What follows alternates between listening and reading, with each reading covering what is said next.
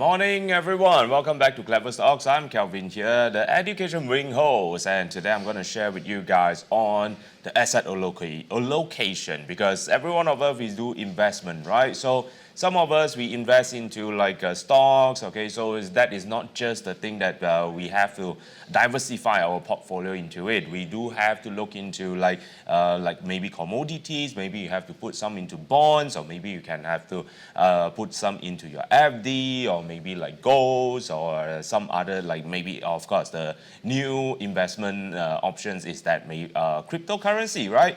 So right now today we're gonna teach you how to go through on all this asset allocation. So the 4-step asset allocation here method, which is widely used and by a lot of investors out there. So take this as the fundamental of that. So from there, you check and see whether it match with your risk and also match with your returns that you want.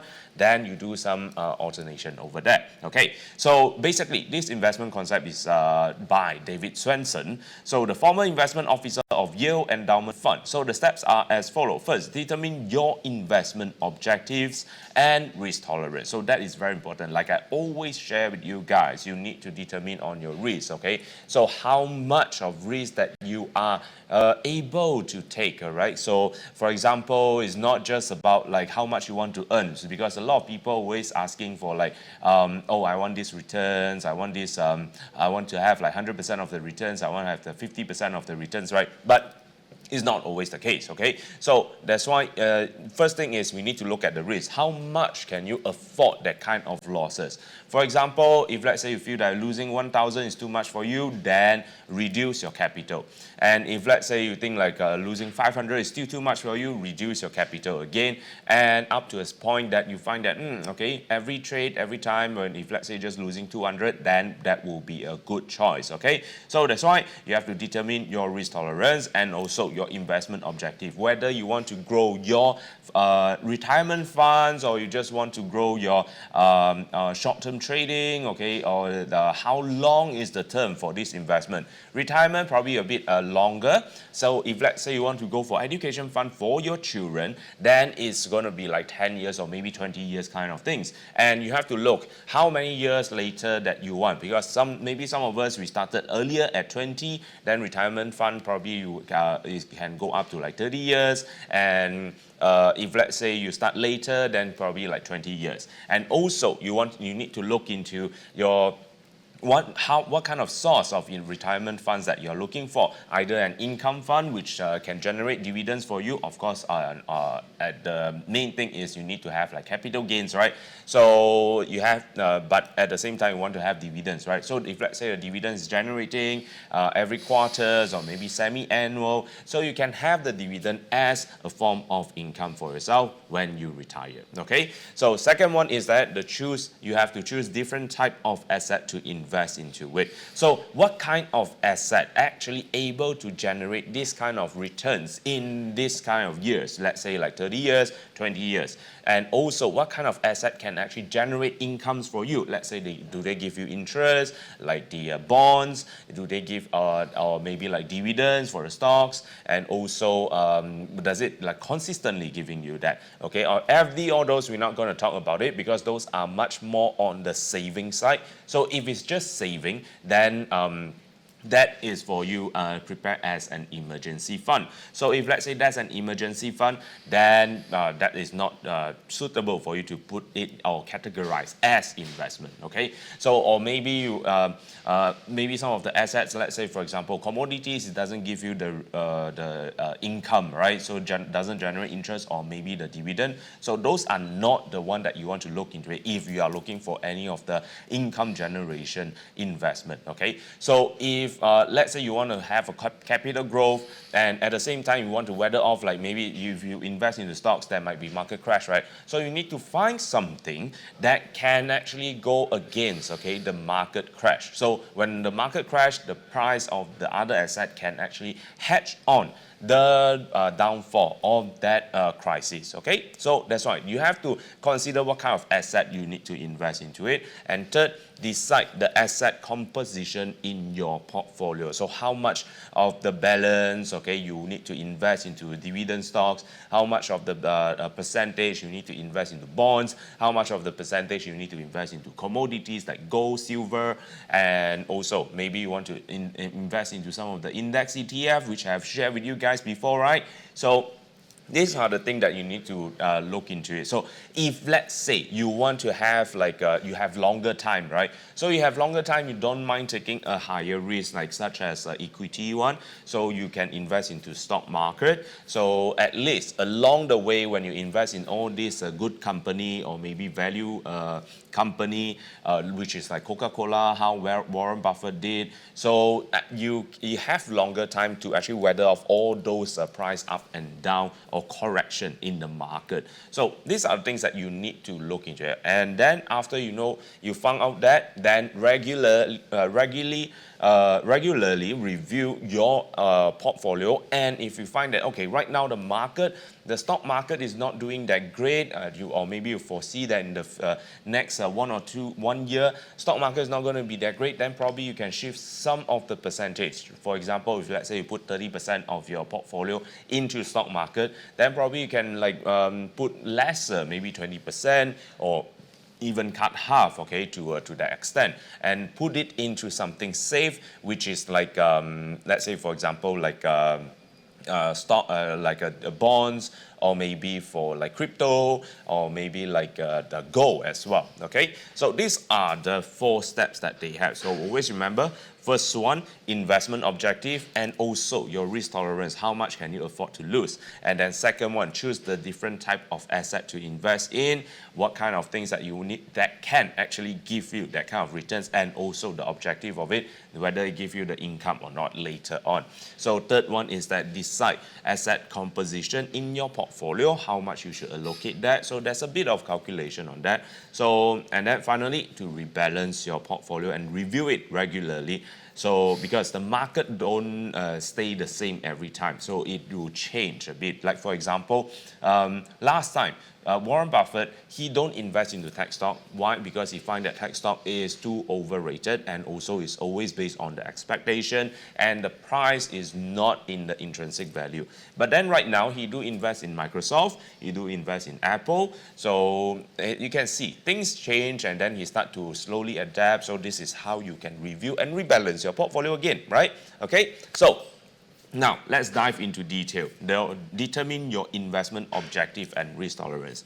Like I say, if you are a conservative investor, you could actually, not comfortable with all those like high volatility or maybe high risk asset, right? Because if let's say high volatility, then the chances of you like losing a lot of money will be huge, okay? Or maybe, and also not just asset, or maybe some of the facilities, like for example, like giving you that kind of leverage, right? So if you have leverage, multiplier effects, then from there you might actually feel like if let's say it goes up, you use $1, but it goes up, you can make maybe $2, or it goes down, you can lose $2 also. It's like double the effect. Then those are not the things that you need to look into it. So those, don't force yourself, okay? Every person are different, okay? We are different type of person. Some prefer much more lower volatility, so they want to have a peace of mind when they sleep, okay, overnight, that kind of things, okay? So some other side, they prefer all this excitement and adrenaline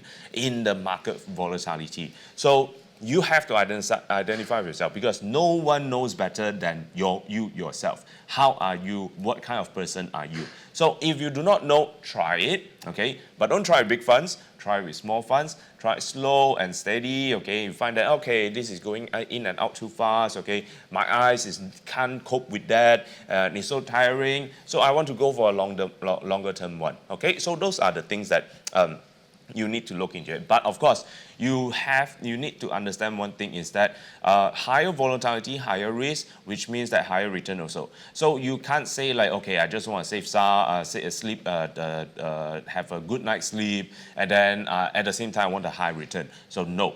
But always remember one thing: investment or anything in life. Okay, time is the thing that actually helps you to grow. Or you can put it in this way: patience. Okay, when you relate to time, then it's patience. Okay, so that's why making an investment, you must know you yourself. Okay, your investment objective, like I say. So if you are, let's say you can take a test or maybe a questionnaire to validate your risk tolerance before opening any account with a broker.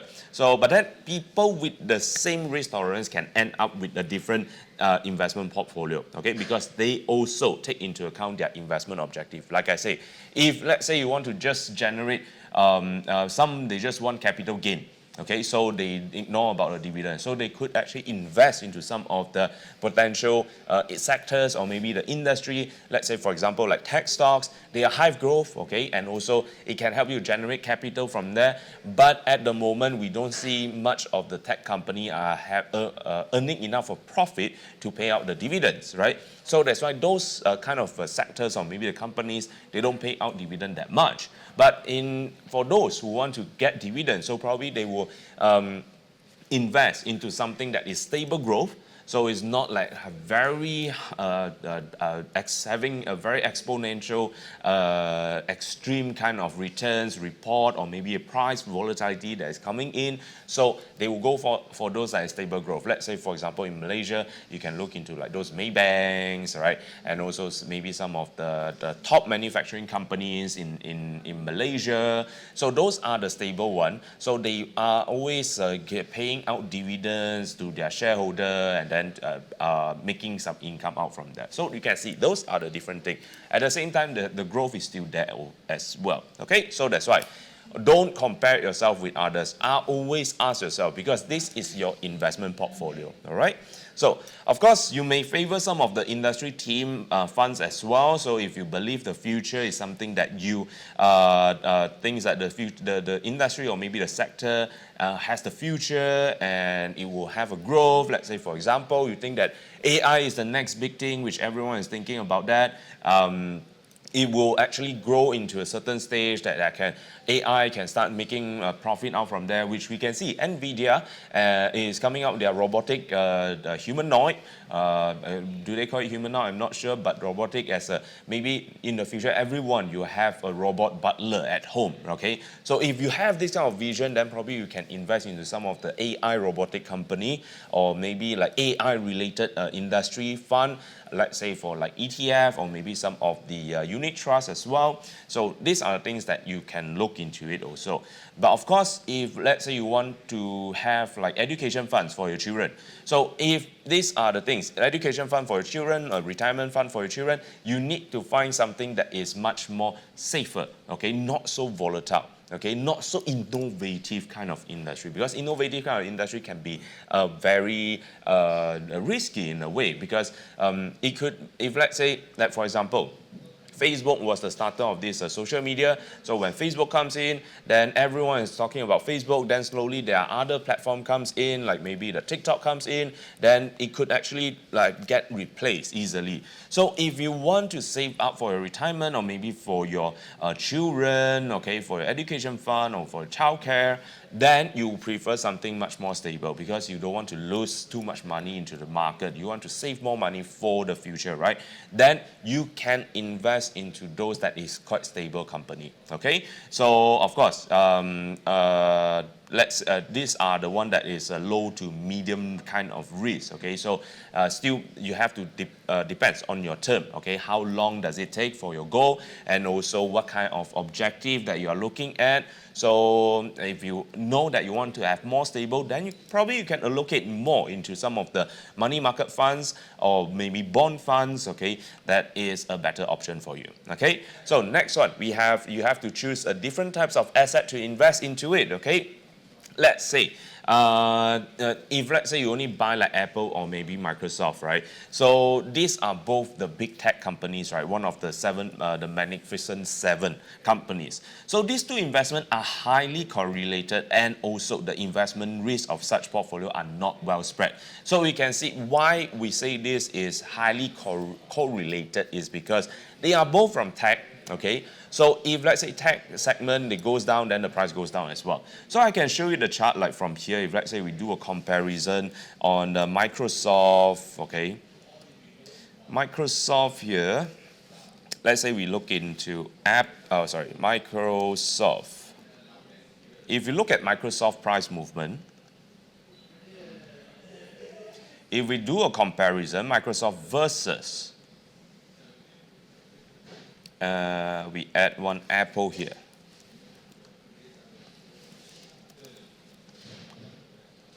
So if you check this, so the orange, or if you see it yellow, okay, is Microsoft stock price, and also the blue one is Apple. So 3 months time, the price is moving about the same. If we put it into 3 years, you can see the price movement, the trend is the same.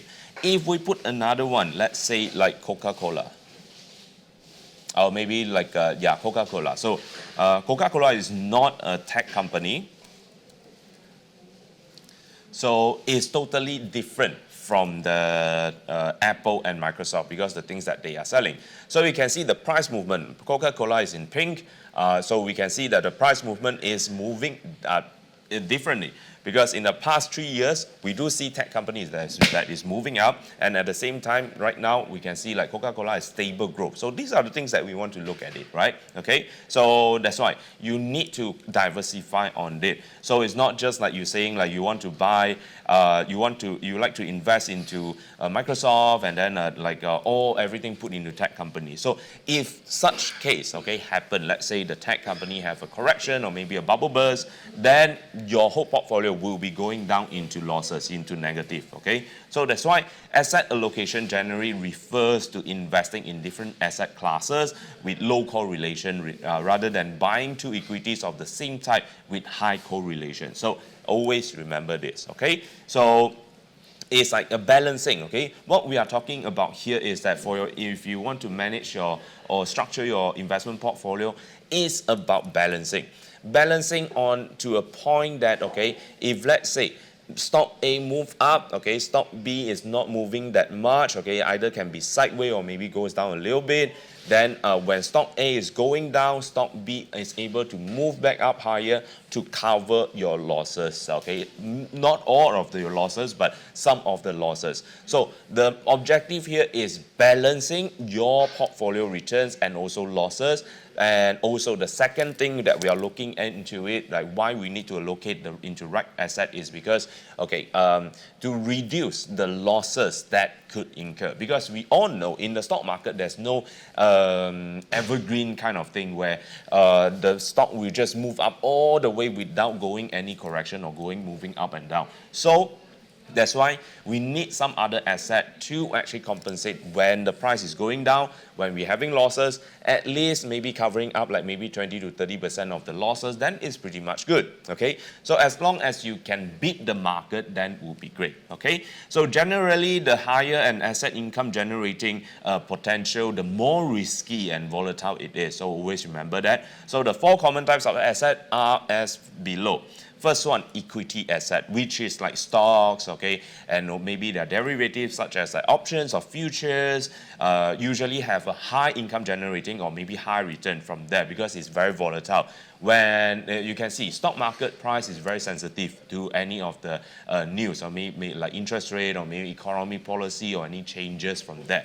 So these are considered high risk. And then fixed income mainly are bonds, because fixed income are the one that, okay, you invest into it, you fix, okay, then every year they are going to pay you the dividends or maybe the interest, okay, so it's fixed. But of course, the bond price will be fluctuated as well. So it sometimes can be higher, sometimes can be lower. Let's say, for example, usually this is how it works. If the stock market is booming, is in the bull market, then bond price will be priced at a cheaper value. Why? Because stock market is able to generate more income from that.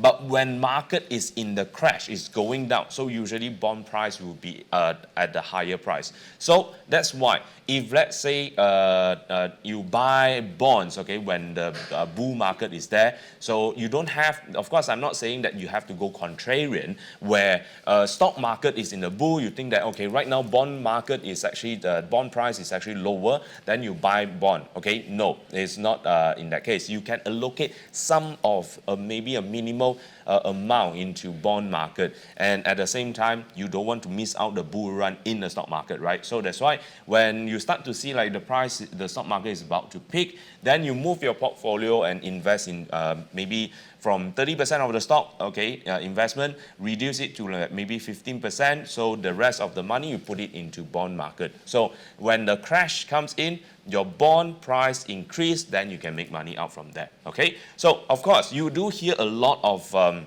high yield bonds, right? What is high yield? High yield basically means that is if let's say they are paying like 8% per annum, okay, so at the price rate of this bond is 1,000 ringgit, let's say for example, 1,000 ringgit, 8% per annum, so which means that the yield for this is right now 8%. Okay, so if let's say one day bond price, that bond actually goes down to 500, so right now the yield is only for the yield is for that $80, okay, because they still use the $80, right? The $80 of the yield is let's say $80 divided by 500, so it's 16% yield. Okay, so as long as the price is going lower, then the yield will be higher. Okay, so that's why these are the things that you need to take note of. High yield doesn't mean that it's good. It means that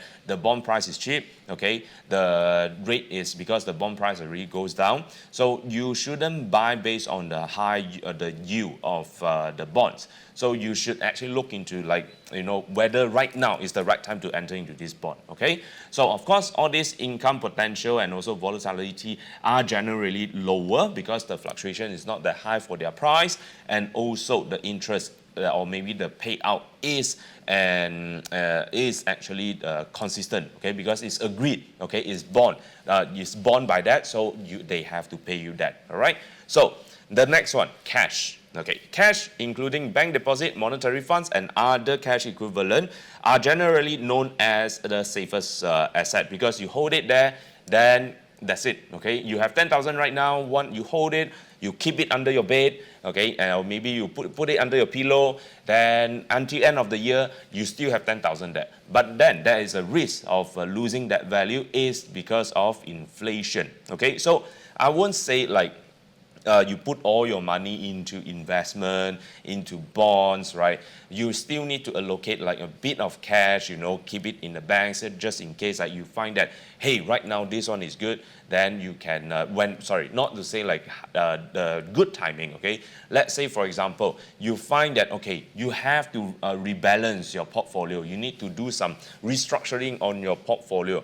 But then you maybe need some extra fund to restructure that, because you, let's say from bonds, you move to stocks, all right? So the stocks maybe is pricing at a higher price, then the bonds value is not able to cover that. So your reserve, let's say the 10%, your total portfolio, let's say 100,000, you reserve 10 to 20%, 10,000 and 20,000 as cash. So when you rebalance, shifting your investment, okay, partially from bonds to stock market, okay, or maybe to equity, or maybe to cryptocurrency, you have additional cash there, allow you to do all this movement. Okay, so these are the intention of having like 10 to 20% of cash in your hand to do all this rebalancing. So of course, if let's say you have make some money out from the stock market, usually if you are right, you invest in the stock market and you take profit at the peak and move to bonds, you will have excess money to it. Okay, so that's why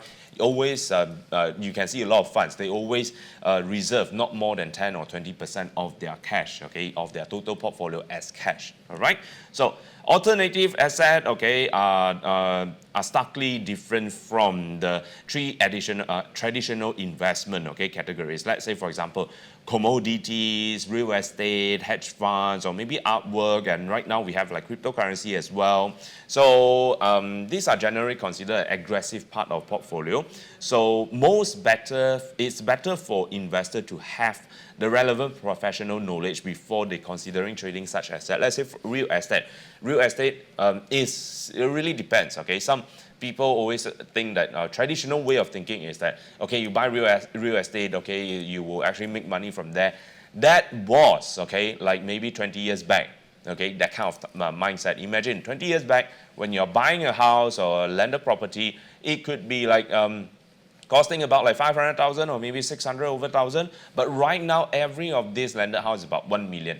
Unless you are buying, you can able to get like maybe 800 or 700,000. That will be very far away, okay, from the urban area. Then that is a problem if, let's say, you work in the city, you work in KL, and you will stay very far away. Right now, you might think that no problem, I can travel. But let me tell you this, I have a lot of friends, they are buying somewhere very far away, then end up, okay, they have to find another place, okay, nearer to their workplace in the city, that they move back to here, and it's much easier for them to, you know, like for daily commute, okay. So that's why all this real estate, okay, you have to be careful. If, let's say, you invest too far away, you can see if you drive out from the urban area or maybe a bit of outskirt of from the city, you'll find that a lot of houses or maybe condos are empty, or even some of the shop lots or maybe commercial area are empty, right? So that's why it will become a failed investment. So you need to have that kind of knowledge.